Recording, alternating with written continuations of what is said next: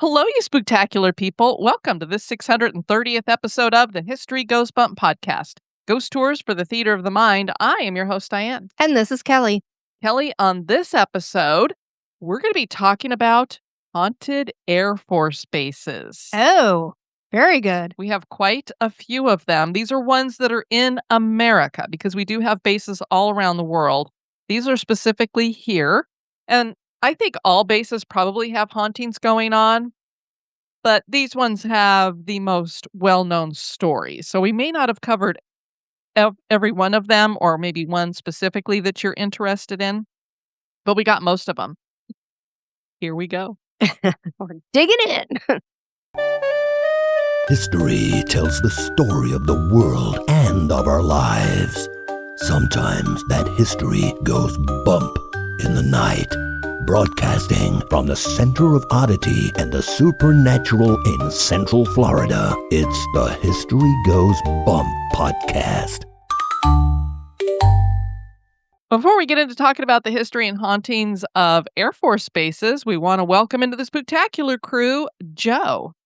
Thank you so much for joining our Facebook group. And now, this moment in Oddity.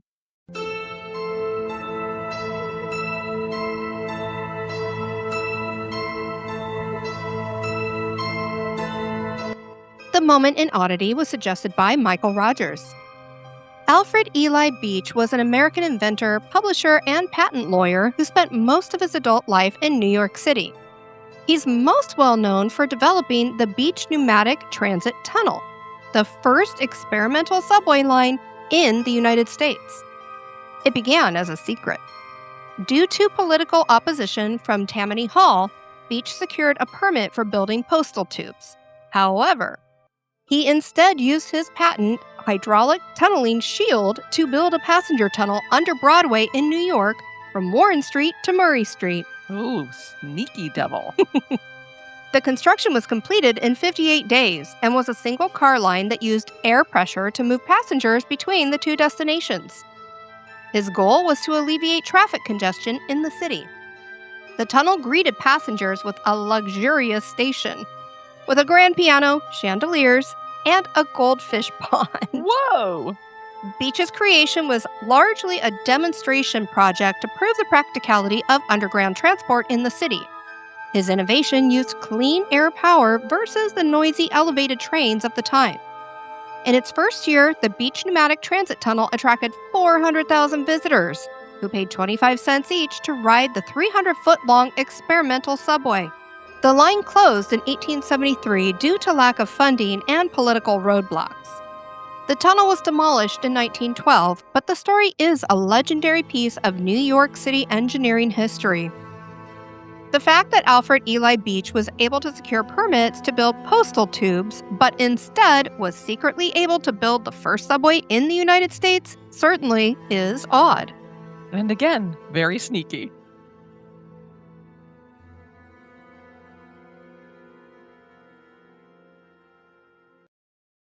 World War I would birth the beginnings of the Air Service branch of the Army, which would eventually become the Air Force. This branch of the military is almost 80 years old, making it the youngest branch of the military until the Space Force was established in 2019. There are currently over 50 active duty Air Force bases around the world. They serve a variety of purposes from combat operations to support training to logistics to command. Several of these bases have ghost stories connected to them. Join us as we explore the history and hauntings of these various American Air Force bases. In the air, on the air, with the Army Air Forces.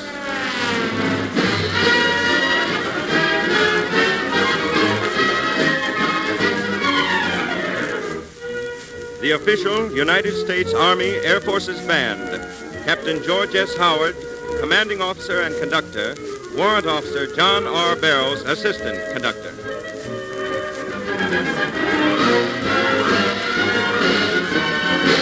Nothing can stop the Army Air Force.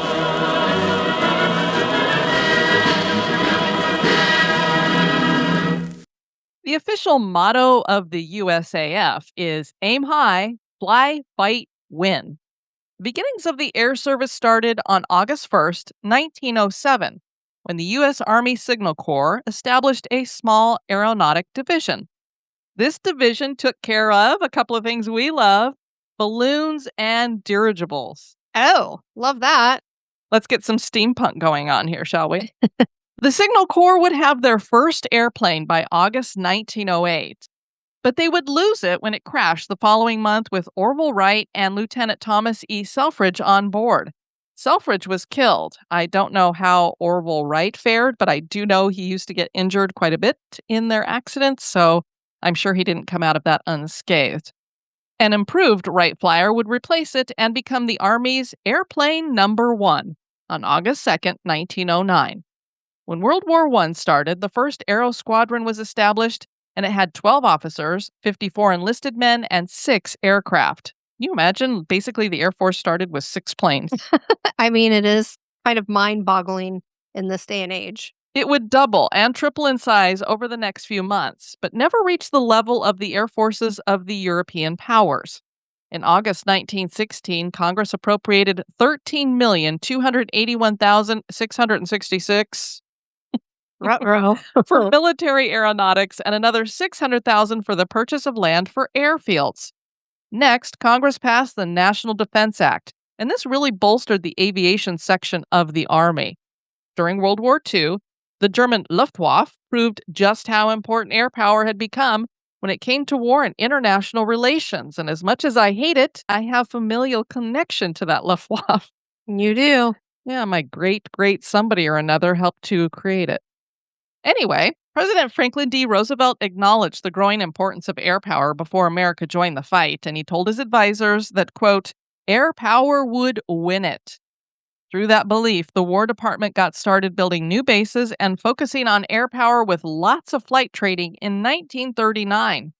The National Security Act of 1947 became law on July 26, 1947, and this created the Department of the Air Force and established the United States Air Force.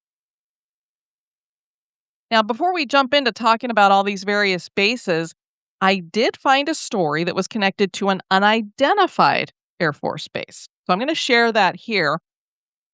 So this was written by Creepy AF Throwaway 12 on Reddit. So I work nights in an older base overseas. I work in a very old building. Not sure the exact date it was built, but I've been told it's pre-World War II, maybe World War I. Usually there's a few of us in our office at nights, but due to COVID and some other issues with personnel, I've been by myself at nights in this building. So clearly this was written about 5 to 6 years ago. The building is mostly abandoned, and besides a few offices, it's mainly full of old stuff. Shizzle. Yeah.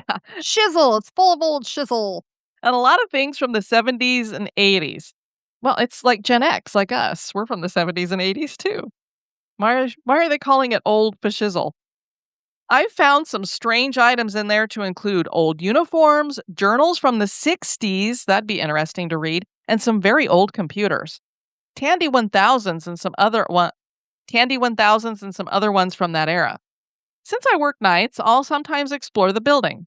I've restored one of the Tandys and will play old games on it that I ordered on eBay, but that gets old.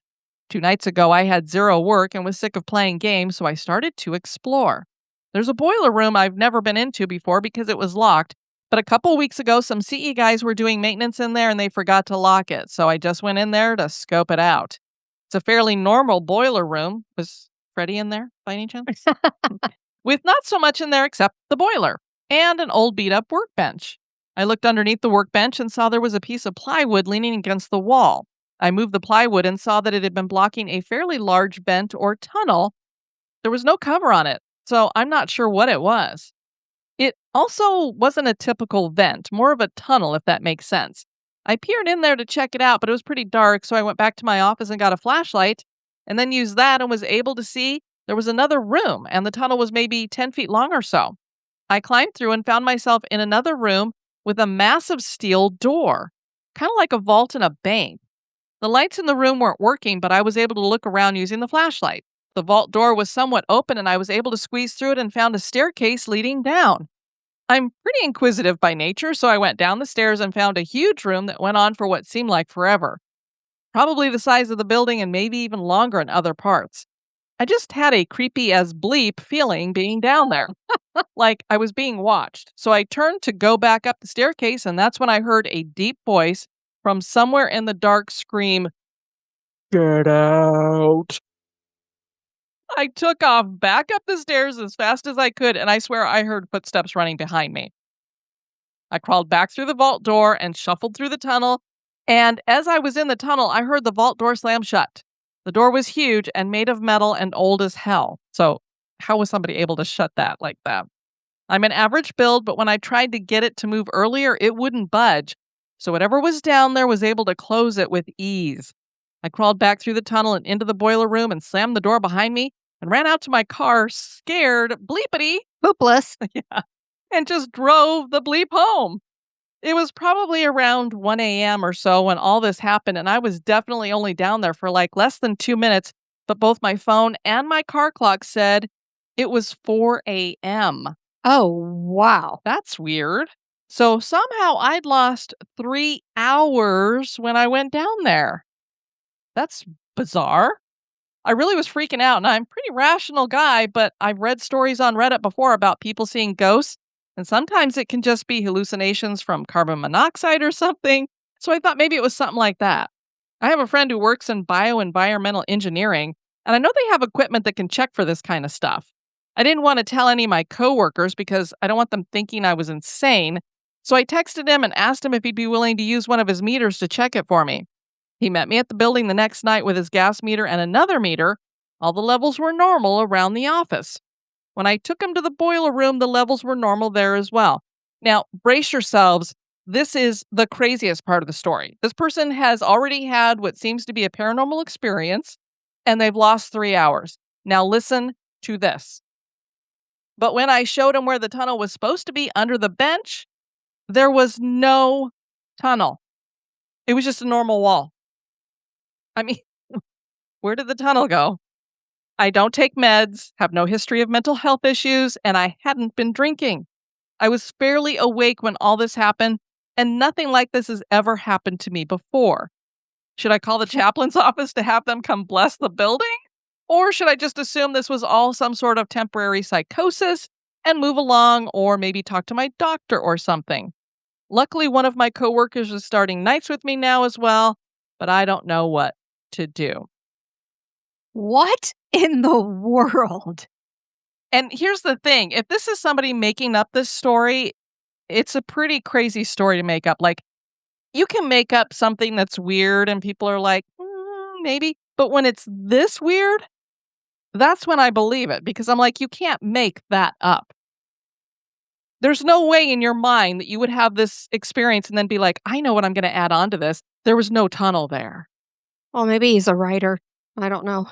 Maybe. But it is crazy. A lot of the comments on this where people were like, maybe they patched the wall and, put something else in there. They do have cameras everywhere, I'm assuming, on these bases. Maybe this is something that they weren't supposed to see.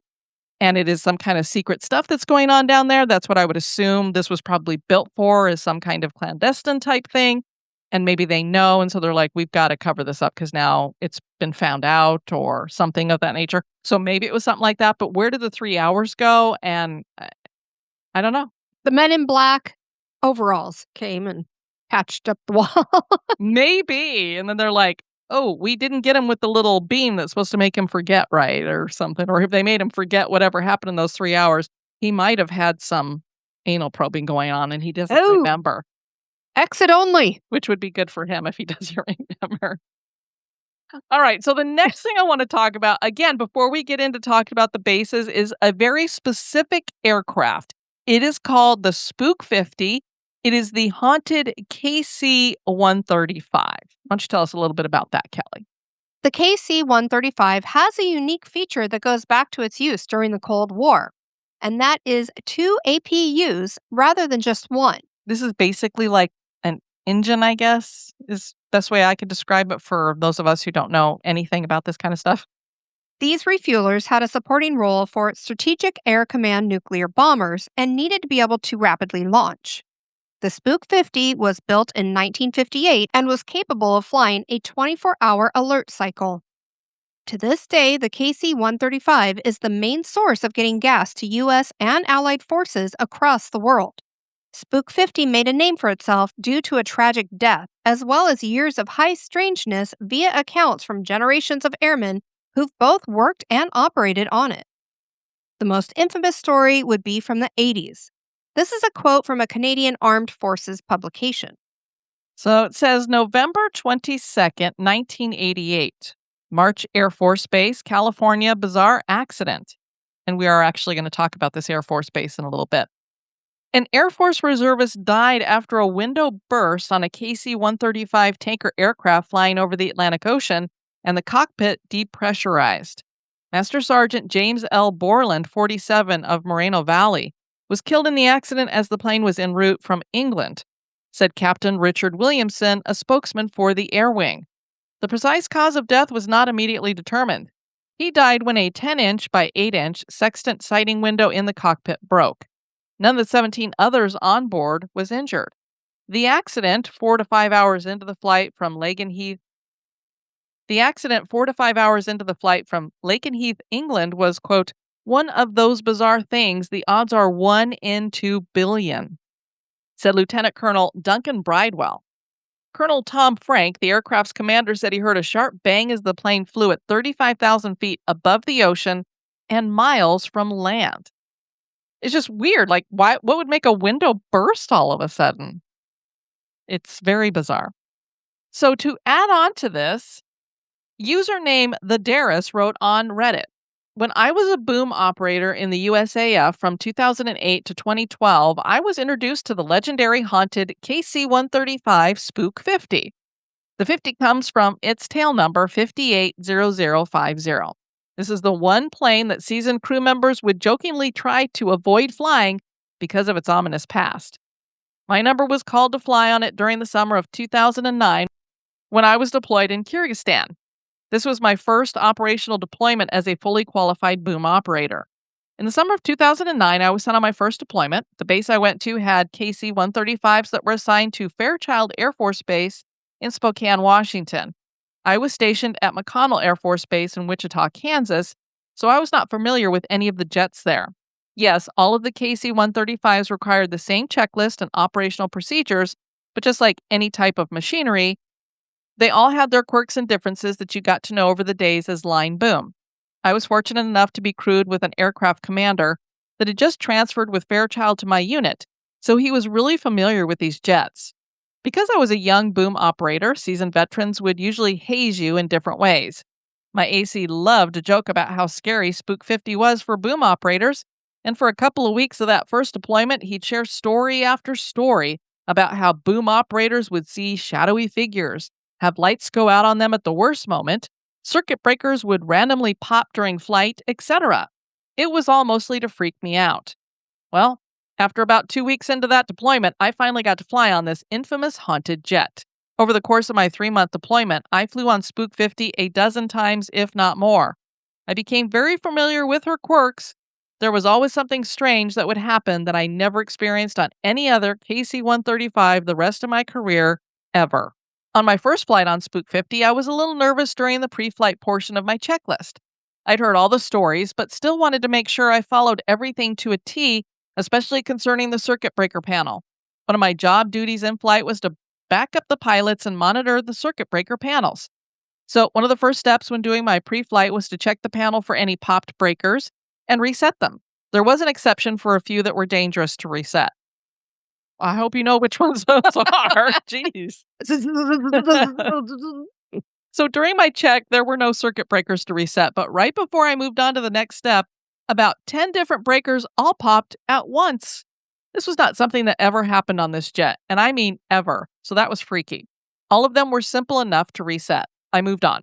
Nothing happened again until it was time for us to take off. The airbase we flew out of was notoriously bad for how bleeping bumpy the airstrip was. It would shake the heck out of you. Because of this, loose equipment tended to fall. One of those things was the compass placard holder that sat just below the whiskey compass in the middle of the upper control panel between the pilots. It was a little door that you could pop open that was supposed to have a card in it showing a list of inspection dates for the analog compass. Well, someone thought it would be funny to write in Sharpie the words, "You're going to die," inside this holder. So when the door would flap down, the entire crew would see it front and center while you're cruising down the runway. Great. When this happened to us, my AC didn't miss a beat and said, "Roger, crew, we're going to die." Continuing. God.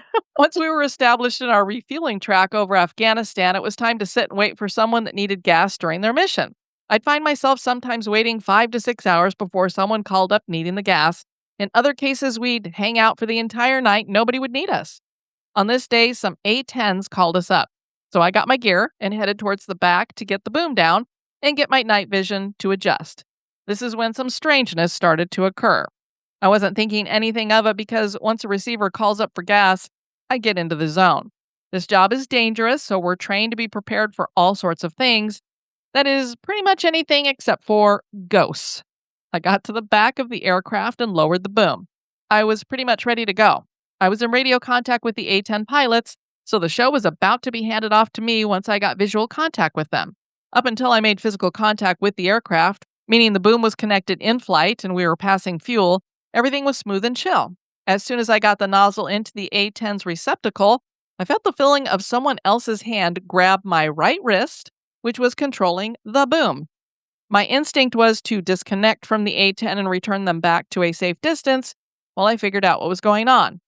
I immediately look over to my right once the aircraft was cleared, as I still felt the hand holding my wrist, but I saw nothing. The feeling immediately went away. I tried looking to see if I could see someone getting out of the boom pop or hiding back there, but given the tight space and lack of lighting, I couldn't see anyone.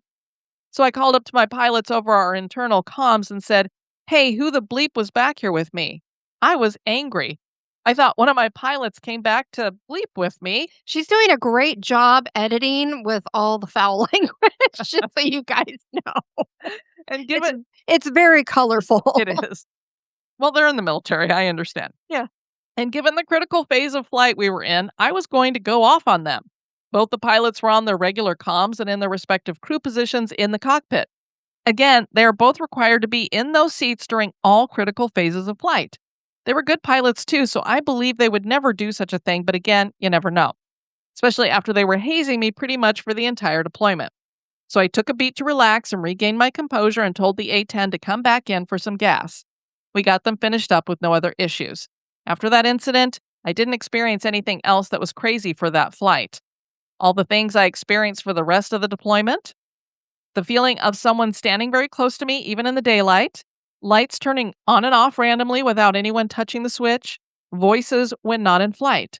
If I was ever doing pre-flight or post-flight checklists and had my headset off, I frequently heard the sound of a soft voice towards the rear of the aircraft.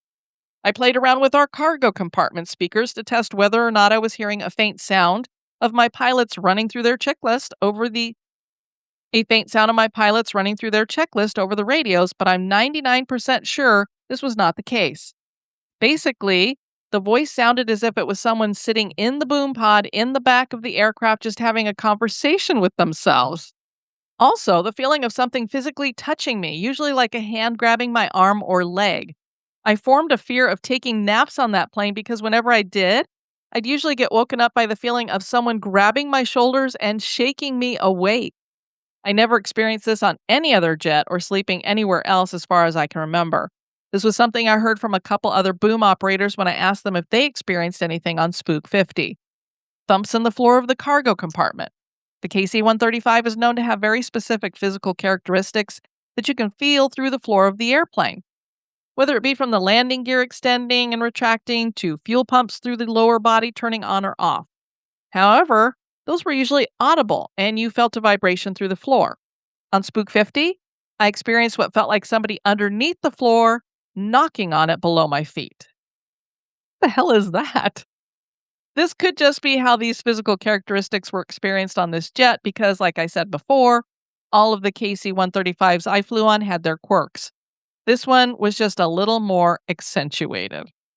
Just a little bit. Just a little. Just a little. All right, so our first Air Force base is going to be in Arkansas, or as they say, Arkansas. Little Rock Air Force Base. Little Rock Air Force Base opened in 1955 on property that covered 6,100 acres. There was limited air traffic for 2 years until all the runways were completed. Things started tragically with that first base commander. Colonel Joseph A. Thomas died in a crash of the base's only aircraft at the time, a C-45. Yeah, that doesn't bode well. You're having your first commander of the base and the first plane, and they both go down. Not a good start. In 1960, the base started housing intercontinental ballistic missiles, and one of these would be involved in something called the Damascus Incident in 1980. So here's what happened. There was an airman who was doing some maintenance on a Titan II missile when he dropped a socket that fell and hit the rocket's first stage fuel tank. This is a nuclear weapon. Oh, Don't no. do that. Oh, my word. A leak started, and the area had to be evacuated. The following day, the fuel exploded, and the nuclear warhead was hurled 100 feet from the launch complex's entry gate, destroying the launch complex and killing an airman. But no radioactive material escaped, thankfully. They also had another tragic thing happen on April 25th, 2011. An EF2 tornado came through the base housing area and across the flight line, damaging more than 120 homes, 5 C-130s, and 50 other base facilities. Thankfully, no one was killed. Today, the base is the world's largest C-130 training base today, with a focus on tactical airlift, combat training, and humanitarian relief. And those C-130s, those are like the biggest jets they make, right? Monsters. I think so. I think they use those during firefighting to like dump water and stuff in California. People claim there are Civil War ghosts here and that strange voices are heard. Shadow figures have been witnessed. Strategic Air Command shared this on Facebook about something that happened during the cleanup after the Damascus incident. So this is the official Strategic Air Command. So they're sharing this story, which gives it a little bit more credence. The story goes that there was a security post on the silo while the cleanup operation was underway. Usually a new airman was posted on the site, especially at night when nobody was out there. One night, the control center conducted radio security checks, and the airman didn't respond. Figuring either he was asleep or his radio was dead, a security team was sent out to find out. The team got there, and the airman was gone. Not only was he gone, but his radio and M16 laid on the ground, and there were spent brass all over the place. Oh, no. A search was started to find the missing airman. They found him a couple of miles down the road, still running towards Little Rock.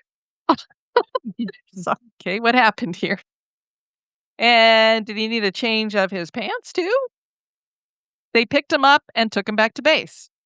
He was then questioned by OSI, and he told the following. He was looking around the site and looked down at the burnout missile silo. Then he saw the missile sitting there and the maintenance workers performing maintenance on the missile. He saw the airman dropping the wrench, puncturing the fuel tanks. The explosion happened and the flames burned the flesh from bones. Then the flames died out. The blackened skeleton started to climb up the sides of the silo. The airmen retreated from the silo, but the skeletons got to the top. There they advanced towards the airman.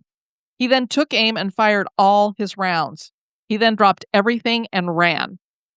Are they certain there was no nuclear leakage? What is he snorting? Or I mean, this drugs? is one heck of a residual. I mean, this isn't even experience. residual. Well, part of it is, but yeah. Oh my word. Yeah, it's like he's having a residual and then like this is what could have happened. But anyway, he's got these burn up skeletons climbing out of the top, get ready to chase him down, and he's like shooting at him. They took him to the mental health center for treatment. I could see why. Even if he wasn't crazy before, he is now. OSI then looked over the missile site. They found the bullet strikes on the rubble. The strikes were perfect. The airman was aiming at something. That just leaves one question. Was the original teller probably full of crap, or did the airman actually see something? Good question. And then Sassy Owl on Reddit shared, I was stationed on Little Rock in the mid-90s. Our primary mission was C-130 training support. I was a flight line guy and often required to climb into the C-130s when no one else was on the plane. Not a big deal. After a year being stationed, I got moved to overnight shift, 22:30 to 6:30 a.m.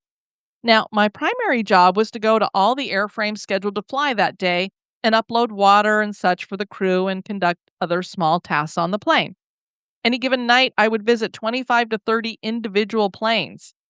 LRA, LRAFB is not the busiest airfield, nor did it receive regular military arrivals, so the place is dead after 1700, leaving only cops, maintainers, and ATOC moving around for the most part. My job required all aircraft to be serviced prior to 6:30. So you're out there in the dark, driving plane to plane, looking for tail numbers. So I was on the flight line, knocking out my list, and drove up to the next plane like any other. I parked in front of the plane, and just felt creeped out.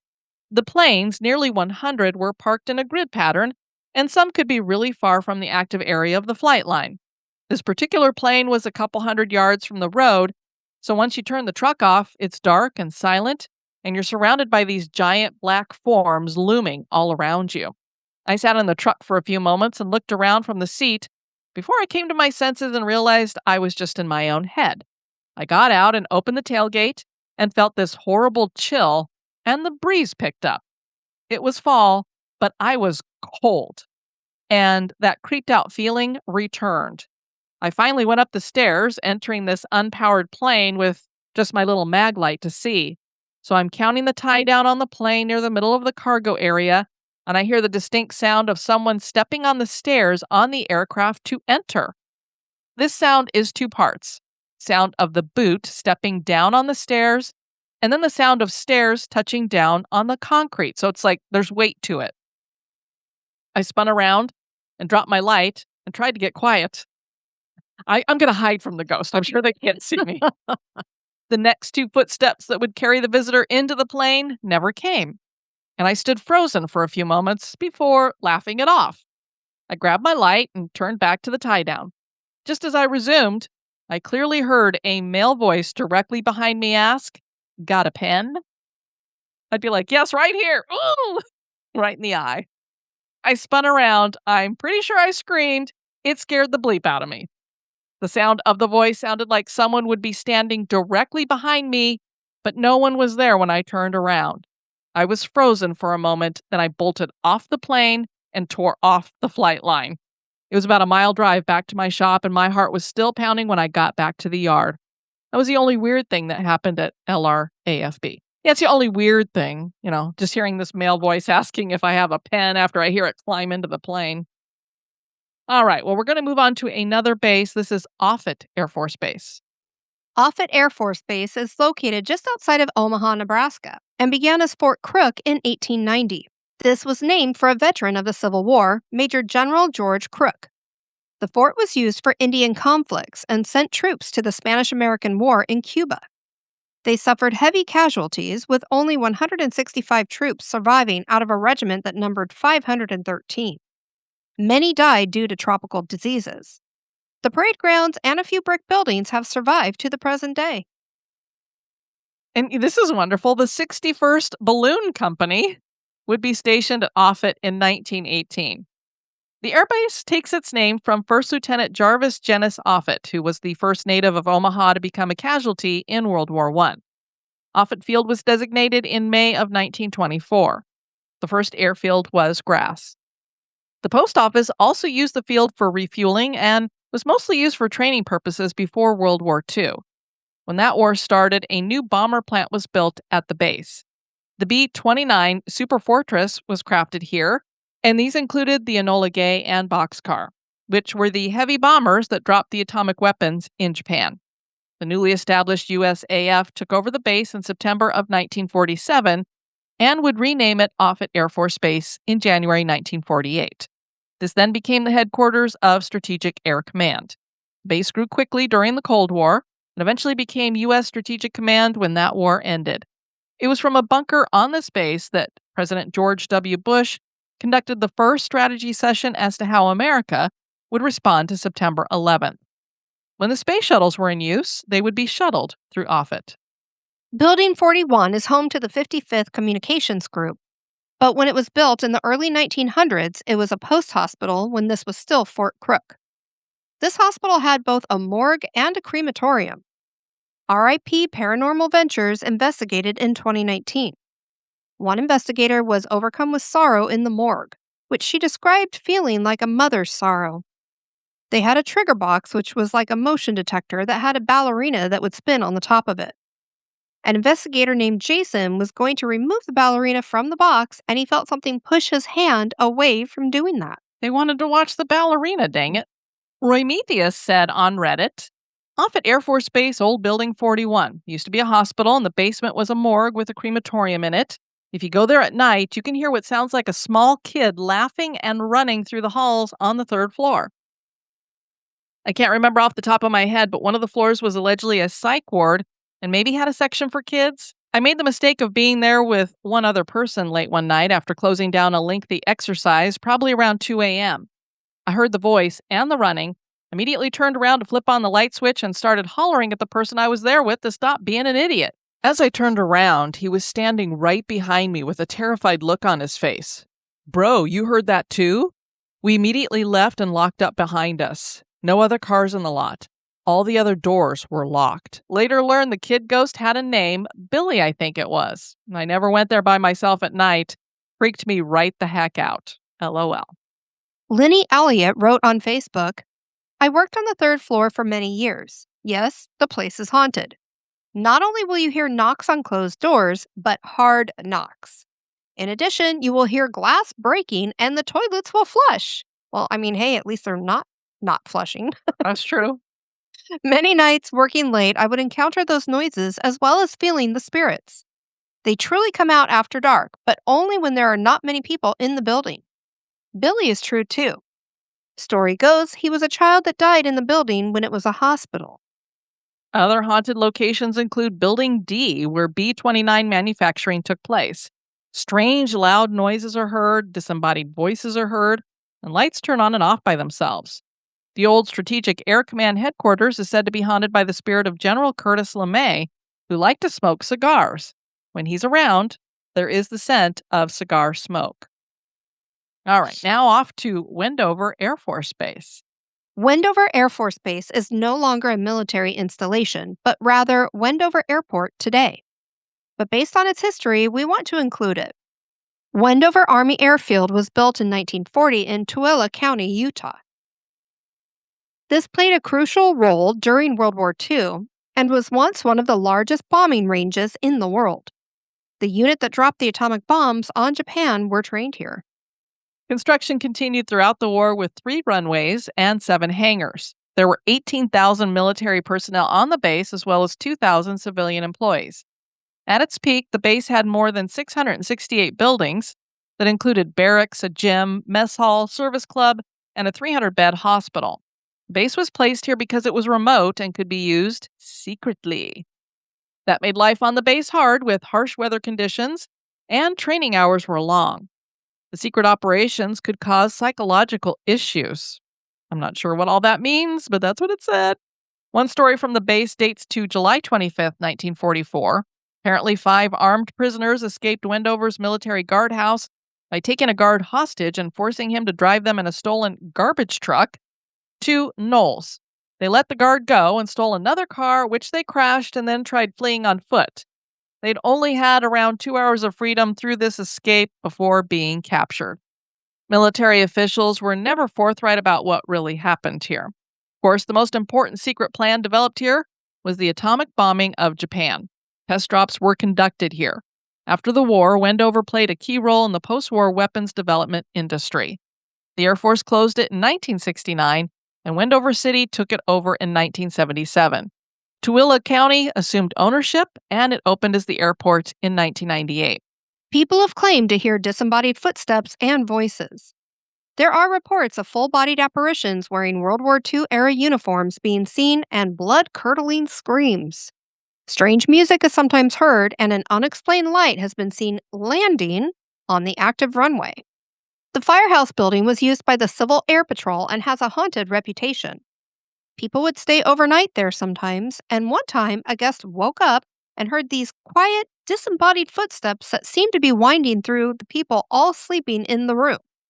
They then made out a shadowy figure, and they assumed it was just somebody waking up and walking around until it disappeared. The Enola Gay hangar is haunted as well. People have heard the shuffling of papers and whispered voices in the former office of Colonel Paul Tibbets. When the office is checked to see if anyone is in there, it is always empty. Jennifer Jones of the Debt History wrote in 2018, during a public ghost hunt, a group of us were cleaning up the service club at the end of the night, putting chairs and tables away. The second floor of the building held a few small rooms where historic items were stored, including an old radio that, when a button was pressed, played speeches by FDR. As I stood near the foot of the stairs, I suddenly heard a man's voice. At first, I assumed guests from our event were still upstairs, so I went to check. But there was no one there. Yet the radio had turned on by itself. Whether it was an electrical glitch or something unseen replaying history in its own way, I couldn't shake the feeling that I wasn't alone. She also shared, one night a member of the historic Wendover Airfield staff walked into the service club to check that everything was secure before locking up for the night. As he made his way through the auditorium section, he caught sight of something unusual. A man in uniform standing on the upper level, calmly tapping his fingers on the banister, looking down at the floor below. When the figure on the upper level noticed that he was being watched, he looked at the staff member and slowly faded away. Eee! What was he tapping his fingers about? Yikes. Sounds like he was annoyed. All right, now we're off to what we mentioned earlier, March Air Reserve Base. One of the oldest military airfields in America is located in Riverside, California. And this is March Air Reserve Base, which was established in 1918 as Alessandro Flying Training Field. The owner of the Mission Inn in Riverside, Frank Miller, and several other local businessmen headed up the effort to build a new airfield with the blessing of the War Department. On March 20th, 1918, Alessandro Flying Training Field became March Field. Named in honor of 2nd Lieutenant Peyton C. March, Jr., who died in a flying accident. This airfield would train pilots for World War I and was a response to the plans of General George O. Squire, who was the Army's chief signal officer during World War I. His plan was to, quote, put the Yankee punch into the war by building an army in the air. Training would continue here before and during World War II, and it served as a major West Coast bombardment training center at that time. Many crews heading to the Pacific had their final training at March. Many buildings would be added at this time, and most were built in the Spanish mission architectural design. During the Cold War, March became a strategic base with tankers and bombers and got its first KC-135, the Mission Belle, on October 4th, 1963. What a good name to go with Spanish mission design. In 1996, the Air Force Base became March Air Reserve Base, so it was no longer for active duty. More than half of the acreage and buildings was declared surplus and sold off. The March Joint Powers Commission has been tasked with redevelopment, but things haven't been going according to plan. There's a lot of controversy and pushback over various plans for the land and building of warehouses and such. And I read a bunch of newspaper articles about it all the way up into pretty recently in 2025, so there's a lot of people that are protesting the things that they want to put in there that have neighborhoods around it and such. Today, the base supports the 452nd Air Mobility Wing and hosts Air Mobility Command missions. There have been stories of ghosts here for decades. One of the main haunted areas is the old hospital/dental clinic, which is also known as the Rookery. This had started as a children's tuberculosis clinic and morgue, which is probably why the ghosts in this building all seem to belong to children. Although I read other stories, so it's not all children here.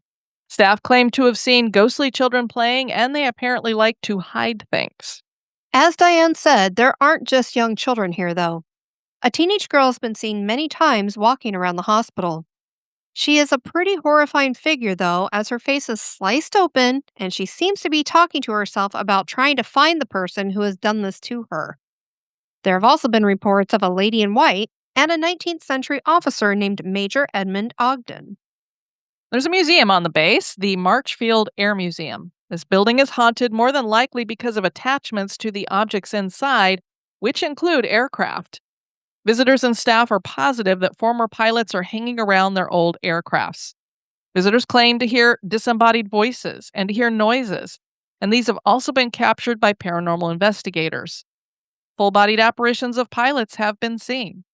Ghost Adventures investigated the museum in 2018 during season 17.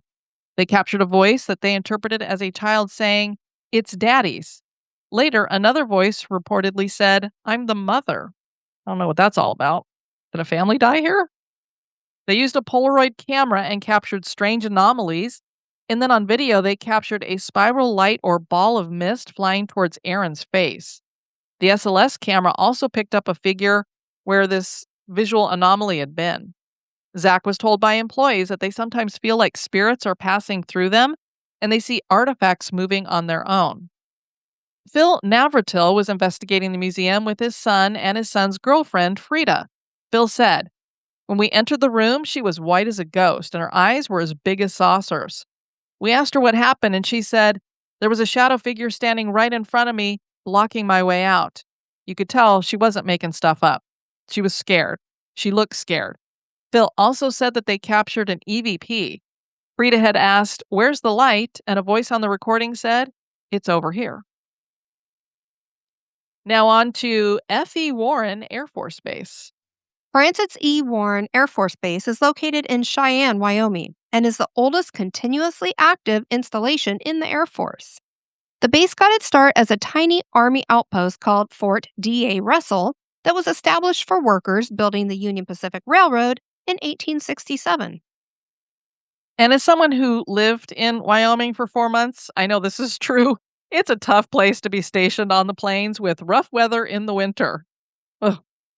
You know how much I hate the cold, and I was living in Wyoming at the height of winter, and it's always windy there. Ugh. It still shocks me. Summer would bring skirmishes with Native Americans, and eventually troops from Fort Russell joined the fighting during the Great Sioux Indian Wars. This was the war that would bring the defeat of Colonel George Custer at the Battle of the Little Bighorn. The Army made things official for Fort Russell in 1884, and with this came money and expansion. 27 buildings were built to replace old wooden structures initially, and this building would continue until 1930, with 220 total buildings added to the base. Many of these historic structures remain today. Soldiers from the base would participate in the Spanish-American War and every war thereafter. Troops from Fort Russell came back from the Philippines after putting down an insurrection with a 7-foot Queen Mary Tudor cannon forged in 1557. That is the only one of its kind, and it is still at the base near the base flagpole. That is so cool. Yeah. That would have been something to bring that back, too. In 1930, the base was renamed Fort Francis E. Warren by proclamation of President Herbert Hoover. Francis Warren had received the Medal of Honor for heroism when he was 19 and serving during the Civil War. He later became Wyoming's first senator and served in that capacity for 37 years. So finally, we have a base not named for a dead guy. I mean, he's dead now, but he wasn't at the time. Air Training Command took over jurisdiction of the base in June of 1947. A month later, the Army Air Force facilities around the country, including Fort Warren, were all folded under the newly established United States Air Force. In 1949, the fort became Francis E. Warren Air Force Base. This became Strategic Air Command from 1958 to 2005. The base is very important as it has nuclear weapons, making it a part of the triad of nuclear weapon systems we have that includes ICBMs, intercontinental ballistic missiles, submarines, and bombers. Today it is home to the 90th Missile Wing and 20th Air Force and is undergoing modernization for the Sentinel system, aiming at maintaining strategic deterrence through 2075. For over 100 years, military personnel and civilians have reported strange phenomenon. They claim to see uniformed cavalry troops trolling around the base. The current Security Forces building was once the base hospital with a morgue in the basement. Base personnel have claimed over the years to see a female ghost walking around the corridors as if she's a nurse checking on patients. Some people think this is connected to a story that claims that an escaped mental patient went to the building where 6 nurses from the hospital lived and he killed all of them. I could find no news story to support that in a newspaper. So I don't know that that really happened, but everybody talking about this all shares that story. So I don't know if it's true or not. I would think there'd be a newspaper story about that. This apparently occurred in Building 233, which is now home to the Wyoming Wing Civil Air Patrol. Quarters 80 is home to a ghost named Gus. There was a young married officer who was away a lot of the time on military maneuvers. One day he came home early and found his wife having something Getting it on. on the squeaky bed with another soldier named Gus. How do you know it was a squeaky bed? Huh. Gus decided his best option was to jump out of the second story window, and unfortunately, he ended up hanging himself on the clothesline. Gus moves objects around this house, including rearranging furniture, and he also likes to open up the cabinet doors. Bay shared the following story in an article published in 2007. Loud, horrifying screams of a young woman bellowed throughout Warren's fam camp. The shrieks and screams rang thick with desperation and despair. The noise awoke airmen in the nearby dormitories who alerted Warren authorities. Under a canopy of stars, police began a 4-hour search following the screams that they could still hear. So these screams are like going on and on. It's not just like a quick one that somebody was like, I think I heard something. Right. At the moment they neared the source of the screams, the noises would stop and start again, shifting to a different, further location. The police never found the source of the screams. Later research discovered that in the 1920s, a young Indian woman was brutally raped and murdered by cavalrymen at White Crow Creek, Warren's present-day fam camp. So is this something residual going back to that? Oh, man.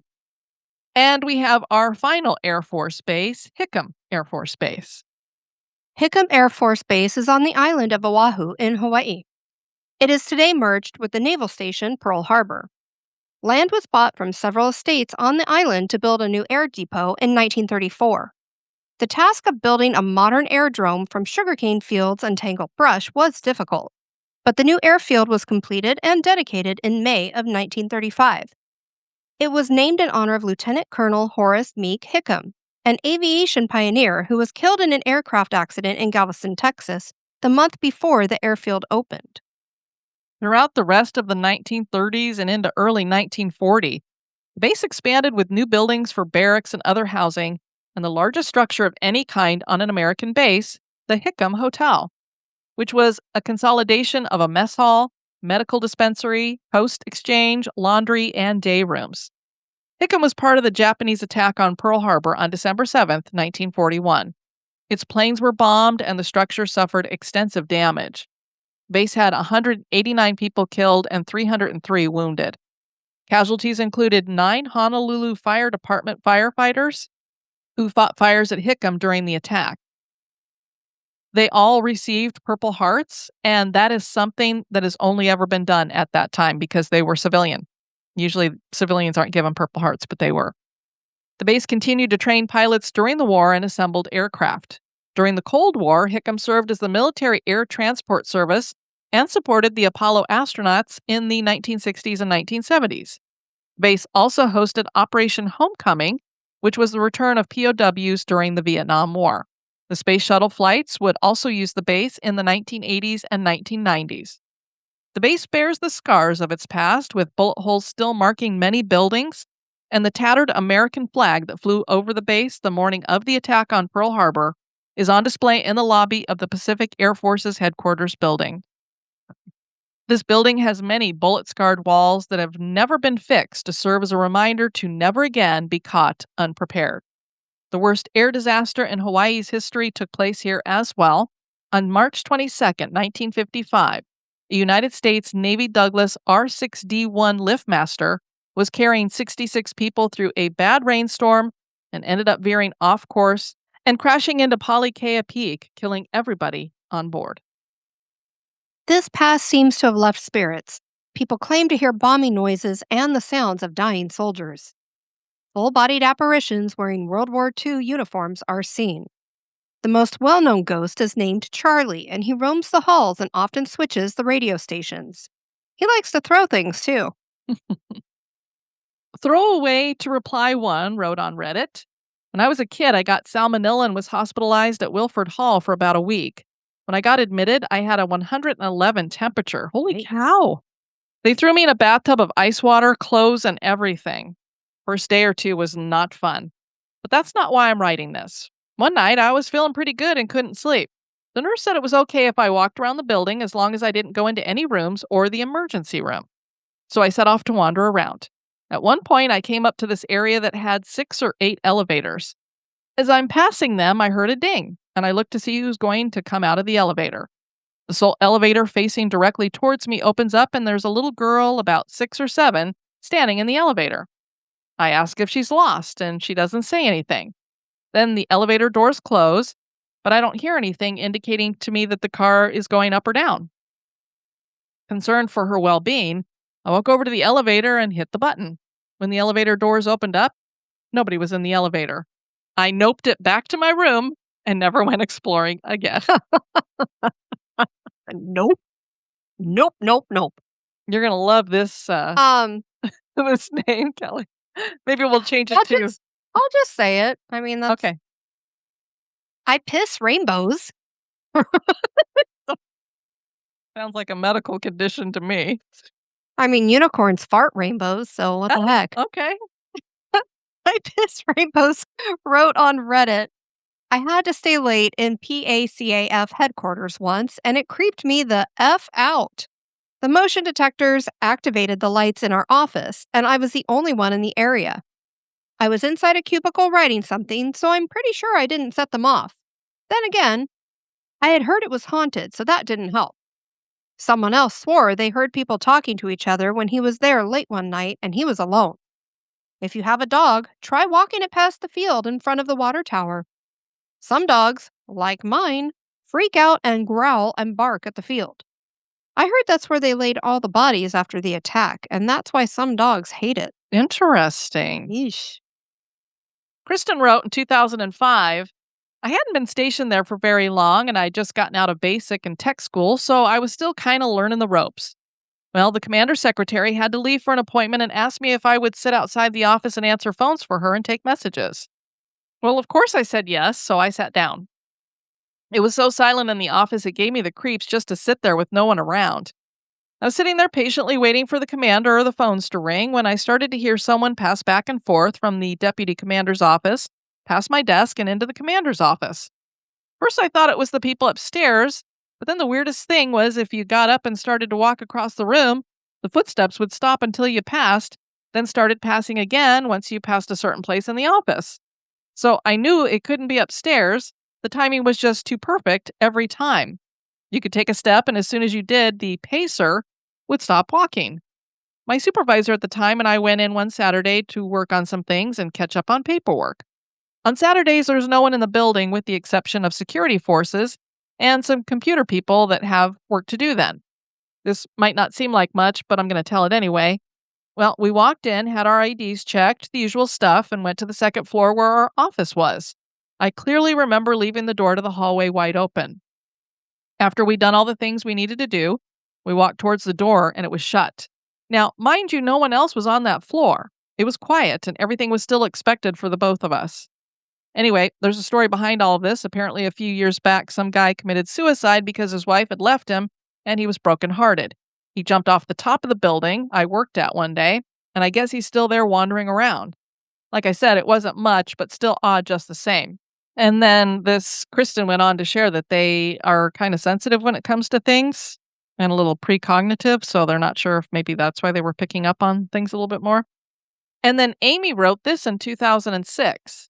My father was stationed at Hickam Air Force Base in 1989. We took the house out on Apollo Avenue because it had air conditioning, especially if you're living in Hawaii. Not long after living there, things began to happen. The front bedroom at the end of the short hallway was impossible to sleep in. It was my 8-month-old son's room, but he never slept in it. One night, my sister wanted to sleep in the room to see why he woke up screaming every time we put him in his crib fast asleep. That night, her blankets were pulled off and the room was extremely cold. She pulled them up and they were pulled off again. That happened once more before she said she couldn't take it anymore and came back to the bedroom that we all shared. We always heard our names being called like someone was whispering in our ears. Mostly this happened as we were walking up and down the stairs. We saw a few ghosts during our stay there. I saw a woman in a black dress sitting in the upstairs bathroom at the end of the long hall. She looked sad and made eye contact with me as I reached the top of the stairs. My bedroom was right next to the bathroom, and not only did I have her staring at me, I had that uncomfortable feeling pouring out from the front bedroom. Yikes. My sister saw a woman in white, like a nursing type uniform, floating up the stairs. My mother had someone climb in bed with her. She thought it was my father coming to bed, but when she turned over to say goodnight, there was no one there. She saw an impression, though, where something was lying. I'd be out of the bed. My father saw a shadow figure in his bedroom doorway one night. He thought it was one of his daughters, so he asked if we needed something. The shadow didn't answer. That next morning, he asked us who came into his room and why we didn't answer him. We were astonished. No one had gone in his room. One night, my sister wanted to leave my parents a note to wake her up that morning, but they were asleep already, so she wrote a quick note on a piece of paper, and then she slipped it under the door into the hallway. Our parents' room was across the hall. Not long after she pushed it out, she heard a set of limping footsteps coming down the hallway. It stopped next to our door as if it were reading the letter and then limped back down the hallway towards the stairs. No, a nosy ghost. What did you write? Another night, my sister and I were staying up late and decided to head to bed. We turned everything off and started up the stairs. When we reached the top, we heard voices like a party going on downstairs. My sister was curious. She snuck back down the stairs halfway and peeked around the wall quickly to see if she could see what was making the noise. The voices stopped immediately. She started back up the stairs again. When she reached the top, the voices started again. We ran to our bedroom. My son was always playing with an unseen figure. Peekaboo over the back of the recliner one time when he was 1 year old. Then, when he was about 2 years old, he started talking about a boy named Bobby. Oh, no. No, no, no. I made him his lunch one day, and my son took it to the bottom of the stairs. He set his food down on the first step and called up the stairs, "Bobby!" That was pretty creepy. Things always disappeared. Our keys, the hammer, which we finally found the day we were moving, in an ice chest that had been stored in the back of the closet under the stairs most of the time that we lived there. How the hell did it end up there? Also, we all fought amongst one another daily during the entire stay. I remember how much hate we all had towards one another. It hung in the air. Wow. Lots of many other things happened, things moving, clunking noises and footsteps, etc. When we moved, my mother made a point to tell the spirits that they couldn't go with us. They had to stay there. I wish I was older and knew how to help them find their way to the light. I hope they've reached it.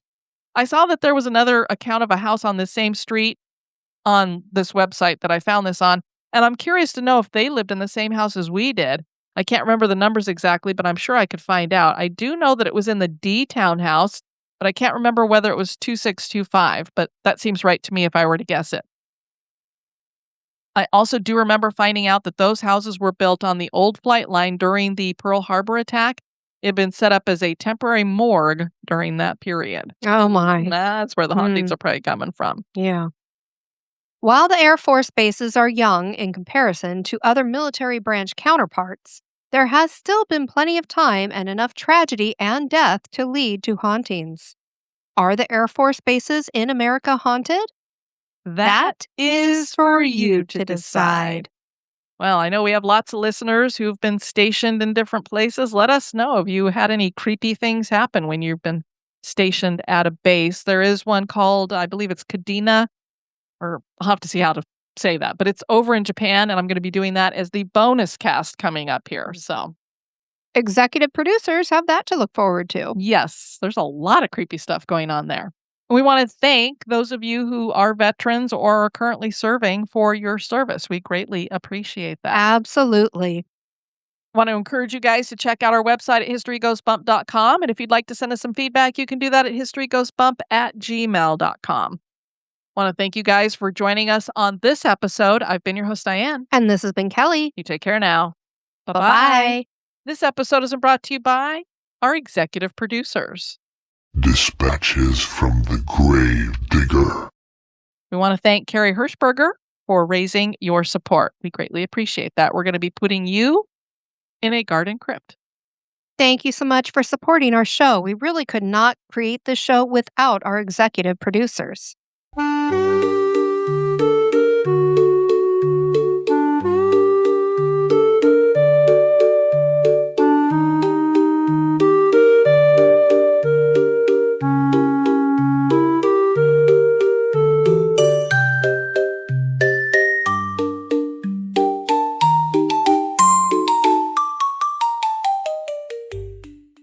The fact that Alfred Eli Beach was able to secure permits to build postal